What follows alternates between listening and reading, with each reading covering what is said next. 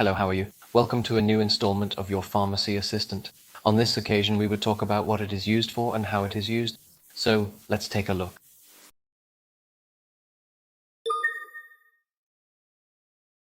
Hello, today I'm going to talk to you about Bactrim, also known as trimethoprim sulfamethoxazole. It is a medicine used to treat a wide variety of bacterial infections. Doctors often prescribe Bactrim for urinary tract infections, respiratory infections, and certain types of diarrhea. It is an effective solution for many doctors when treating bacterial complications. You might be wondering, how does Bactrim work? Bactrim attacks the life cycle of bacteria, preventing them from producing the proteins essential for their growth and reproduction. This way, it stops the infection. As for the dosage and how to take it, it is essential to follow the doctor's instruction. Typically, Bactrim is taken twice a day, but the exact dose may vary depending on the infection. Remember that it is important to complete the entire course of treatment to eliminate all bacteria. However, like all medications, Bactrim can have side effects. Some are nausea, skin rashes, or, in rare cases, more serious effects, such as kidney problems or allergic reaction. It is important that you consult your doctor if you experience any unusual symptoms. Finally,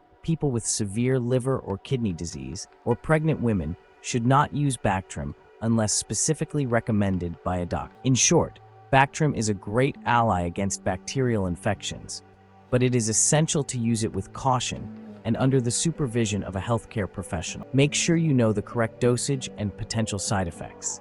Take good care of yourselves. Thank you for watching this video, and please always consult with a doctor for personalized advice. If you've made it this far, let us know in the comments why you're using this medicine.